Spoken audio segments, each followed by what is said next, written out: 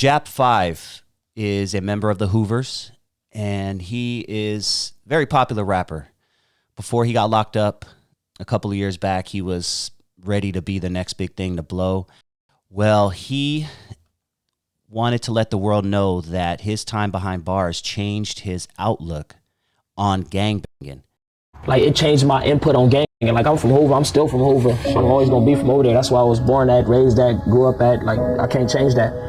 But what made me look at gangbanging different, I was like, damn, how many years am I gonna be faithful to this shit and be out here doing so much shit for this gang and I ain't gonna get nothing back? Like, it's like you start thinking like, damn, I'm being used. Like, I'm out here doing all this, nigga. I'm out here doing. Like, if I would have spent all these years in school, I'd be a brain surgeon or something. Nigga spent all these years on the block. And ain't got nothing to show for it. And then what a nigga do got to show, and got on my own. So what I need you for? Now I start to look at y'all like enemies. So in our reality, like I said, we gotta humble ourselves and we gotta come together, man. We gotta love each other, because that's what it's really about. What are your thoughts when you hear JAP5 explain how jail changed his outlook? Well, first and foremost, I want to send my respects out to the young man. It sounds like he matured during his time in jail. It makes me reflect on my own journey and some of the things that I was thinking about when I decided to go forward with my life. It can't always boil down to what the game or the game hasn't done for a person. That can't be the catalyst for it.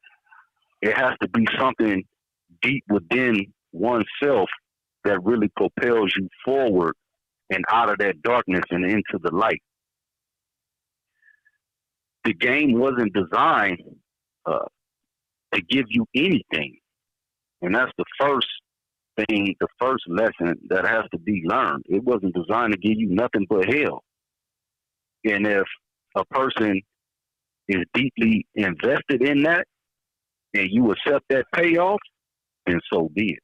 You're going to get what you're asking for. But I think it's a watershed moment. It's an eye-opening moment when people get to a phase or a stage in life where they realize, like, man, my life isn't what it could have been or what it should be even today because of the choices that I made in the past that I'm still paying for and can potentially end up paying for the rest of my life. So I like the fact that the young man did move forward and decide to break away from that group think, is what they call it, that herd mentality, and start thinking for himself and what's best for himself and what's best for his family and what's best for his community after that.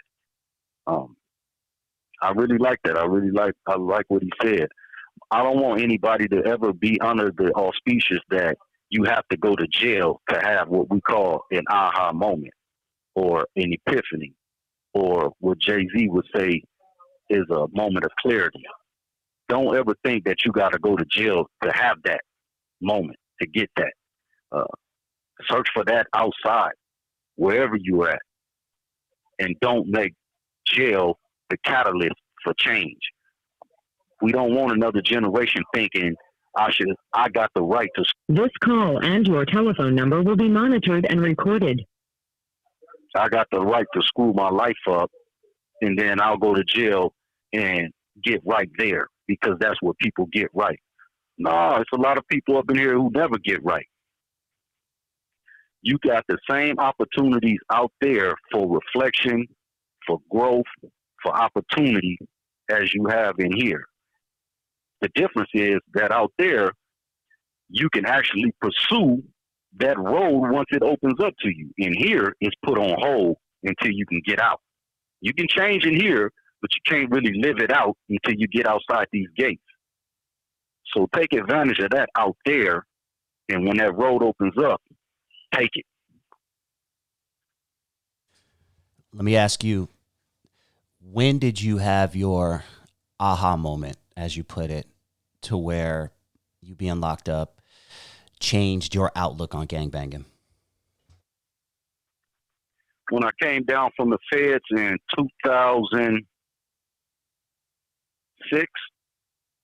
I came down from the feds in 2006 to fight the case that I got convicted on, the murder and the 2 attempted murders. And I was in the LA County Jail. I was sitting off in the Twin Towers in Tower 1. And one morning I woke up in that cell and I realized that I wasn't going to beat this case, that I wasn't finna get out of this, and that I was going to get washed. And in that moment, I had to stop and reflect and ask myself, well, if you are going to spend the rest of your life in prison, how you going to spend it? Like, how are you going to live it? What are you going to do? Are you going to go out like a crash dummy, like banging and on drugs or same-sex relationships or all of these different pitfalls that's waiting for you? Like, how you going to get through a life sentence? Because you finna do life. And in that moment, I realized that, you know what? If I'm going to do life, I'm finna have the best life I can inside these walls. And that's going to require me to get myself together, to get clean and sober, to establish a relationship with my higher power, to make amends with the people that I've harmed, and to repair those relationships that I fractured. This became the mission if I'm going to spend the rest of my life in prison. And then how I'm going to make a living. I can't make no living up in here as no drug dealer or no contraband dealer or nothing of that nature. It's not a real hustle if one person can step on it and shut you down. I decided I'm going to become an author and many other things after that. But I had to make some tough choices. And the first one was to give my life to God and walk away from the set. The irony is that even though I decided to move forward from the gangs, from the hood, from the homies, instead of antagonizing me and going against me and trying to bring me down and talk down on me, they lifted me up. And that's when I knew that God's favor was on me and that I was making the right decision. They said, you're going to always be a homie. You're going to always be my guy. I've been knowing you before we was even gang banging. Since we were children, how are we going to not continue that? You just live your life the way you do and I live my life the way that I do. But I'm always have love for you. And that's where the boundary was set. One of the most important things I was ever told about moving forward was from a guy who started the Latin Kings in Miami, one of my Muslim brothers, Bamba. He said, they're going to always be your homies, so guide them right. That was profound. Damn. Yeah. That was profound. This was the leader, the man who started the Latin Kings in Miami. Full-blooded Cuban who became Muslim. And I couldn't understand why they still gravitated towards him, even though he didn't have nothing to do with the way they was living. They wanted that wisdom. They wanted to be in his space. And so I asked him about it one day, and he told me, they're going to always be your homies. Guide them right, I keep. I'm sure there are a lot of people who feel the same way JAP5 feels. What do you say to the youngsters out there who are afraid to speak against the herd mentality? Less talking and more action. Be the change you want to see. You don't have to like be vocal and be anti and go against the grain and bring drama and trauma into your life. Just be the change you want to see. One thing that happens when a person changes their walk in their life, people that ain't with that, they're going to do one or two things. They're going to antagonize you or they're going to go away from you. They're going to get away from you. When they talking about that, you talk about this. After a while, oil and water don't mix. So after a while, people will just naturally go their own way. People ain't going to want to be around you if you ain't on what they own. The task for the person that is changing is not to be misguided by your lower self, by your whims and desires, to try to appease people that in reality, you're not even trying to be around like that. You got to stand strong. You got to stand on business. You got to be you and do you and walk forward. And one day you'll turn around and realize that you was never walking by yourself. They was right behind you. Thank you for tuning in. I hope you enjoyed Ali's words of wisdom. Ali is currently serving a life sentence in prison for taking a man's life. His mission is to keep youngsters from going down the same road he did, the road to destruction. While incarcerated, Ali has released several books that are available on Amazon and wherever books are sold. Check out Words I Never Got Spoken, How I Remember Juvenile Hall, and Heal My Broken Wings by Larry Ali Dementor. We really appreciate your support. And if you enjoyed this video, you just might appreciate this bonus clip I'm about to play for you right now.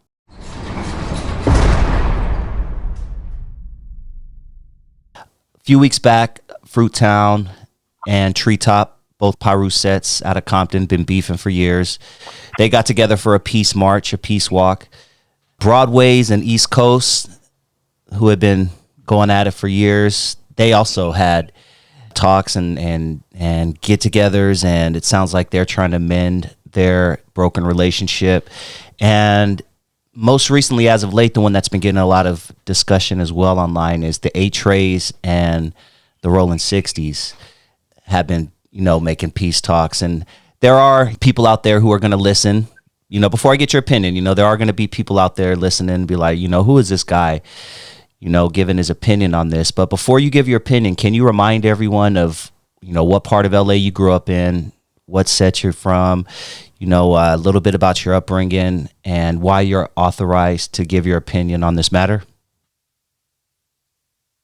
Okay, so for those of you who don't know, once upon a time I was known as Lil G Fred Dog from Father's Pueblo Bishop, Eastside Low Bottoms, 52nd Street, original YG. You know what it is, right?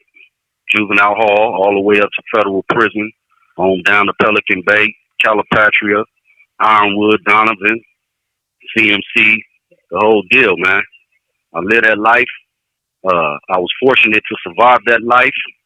But at the end of the day, I came out of it with 4 life sentences, actually.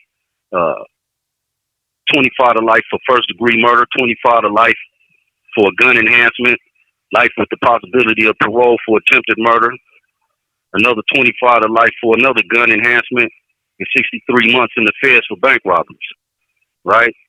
I lost my life to that shit, So I was fortunate to make it this far. I've seen the good and the bad side of living that street life, right? So I like the fact that people have come to the table for a ceasefire. For those that don't know, some of these sets, including the Pueblos, have been in a ceasefire for quite some time with historical enemies like the Broadways and the Avalons, right? And it's been going well for over 20 years, right? And most recently, the Pueblos and the Villains having a ceasefire of their own. And from what I understand, that's also going smooth, right? So a ceasefire is the first step in the right direction. What's the next step? You got to give people something to do. It's unfortunate that in our community that a young black male or Hispanic male or just a young person in general that's involved in gangs and criminality feels like they've been disenfranchised and put out of work if they can't put in work and kill somebody. This is a very strange matter, right? To feel like that, that's what I'm here to do. And if I can't do that, I ain't got nothing to do.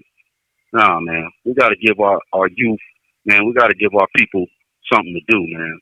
Some jobs, some programs, something, to repair the hole that we put into the community. As far as these ceasefires go, I believe that, in my opinion, my humble opinion, it's the result of a lot of these lifers and long-term offenders coming home after doing 20, 30, 40, and in some cases, 50 years in prison. This is a different time. It's not like back in the 70s or even in the 80s where, you catch a body and then you go to YA and do juvenile life and you be out by the time you're 25. You catch a body now, man, you can be in there for the rest of your life. Case closed, right? And so OGs is coming home with that different perspective, and letting people know, like, man, it don't make no sense for you to throw your life away, right, and go sit up in that penitentiary or sit over there on death row behind this. The strangest part of all of it is that in some cases, when you do catch that life sentence and you wind up in prison for putting in work or whatever the case, and a race riot kick off, the same people that was your avowed enemy on the streets is right there fighting side by side with you, right? And if you want to go to the next level in the federal penitentiary, we all from the house, as we used to say. We all from California. Bloods, Crips, Bay Area, North, South, it don't matter. So how you going to throw your life away for this on the street and then go in prison and have to deal with a whole different kind of politics? People are coming home with that knowledge and that spirited word of encouragement and hope for the youth, man. It's not like when I was a youngster when G homies came home from the pen after doing 7, 8 years or whatever and might still be on some bull jive, be on some straight crap, After doing 25 years, man, people ain't coming home talking about, take this pistol and go over there and do that. So I'd like to thank the OGs out there that's really supporting this and sponsoring this and making the right choice, man, to guide people into the light and out of that darkness. Mm. Now let's talk about the opposite end of the spectrum. Some people are giving pushbacks to this. This call and your telephone number will be monitored and recorded. Does something about you understand that? And what do you say to the people out there who just aren't ready for peace right now? Man, there's a lot of deep hurts and wrongs that have taken place, injuries that have taken place. It's hard to swallow that when you've lost a brother, a father, a sister, a niece, or nephew to gang violence, and now these people talking about peacing up, trucing up. I don't even know what that's like, man, to lose one of my blood relatives to gang violence. You know what I mean? I ain't lost no blood relatives like that, so I can't even speak on those people who might feel that way that have suffered in that manner, man. The only thing I can say that is we got to find a way to move forward. We are in a situation where this is like third world country stuff. You know what I mean? This is stuff you expect to see in Central Africa or somewhere deep off in South America between some tribes that's been fighting for 50 years, 60 years, right? This is America in 2024. You know what I mean? We got to figure this out. And like I said, the ceasefire thing is the first step in the right direction, in my opinion, to coming up with some solutions and to moving forward into some healing. What do you remember about the 92 peace treaty? Can you tell us about that time period from your perspective? Oh, I was one of the knuckleheads. I was 13 years old in the parking lot right there on Long Beach in between 52nd and 53rd with the homie Lil Nut and them. And we was talking about ambushing the Crips when they pull up. And you know what the G homie said? You better not. You better put that thought up out your mind. Y'all ain't finna do that. And so we had to stand down because we had G homies that we had to respect. Right? So when they did pull up, we had Avalons, we had Four Trays, We had a little bit of everything from the bottoms. Pull up. They hanging out the windows, out the sunroof with the camcorders, Jerry curl juice dripping, you know, blue rags flying. This is the first time I ever seen anything like that in our project. You know what I mean? And it was just mind blowing to think that I was told that these are my enemies, and then suddenly I was told not today, not today.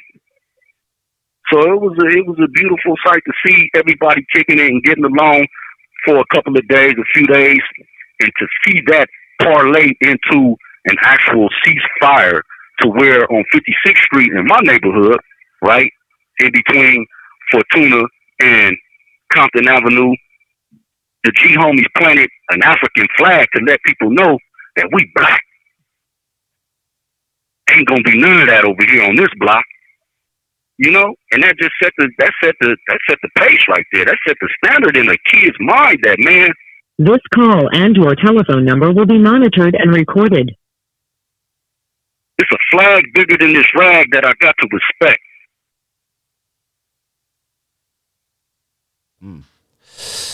Man, how many years into BANGlN were you during the 92 riots? And I was a nobody, just jumped off the porch.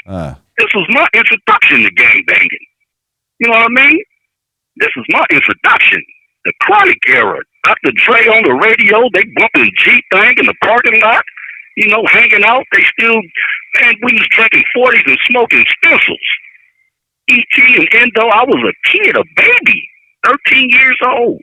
13, out here with adults. 1 o'clock in the morning. You know,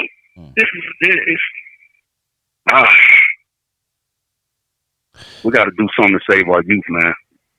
You're definitely playing your part, homie. You've done more in this lifetime than anyone can do in 5 lifetimes. So don't think you're not doing your part, man. We just got to try to get everybody else out there to do their part, right? Exactly. You know, and accept the fact that people got different ideas and different ways to do it. My way can be different from your way, as long as we have the same goal, which is peace, man, which is love, which is happiness. Make war, people make war when they should be making babies. You know what I mean? Let's make love. You know what I mean? Put on some Barry White shit. You know? Let's do this thing right. You know why everything got to be rah-rah about? Come on, man. Everything? Come on, man. That ain't it.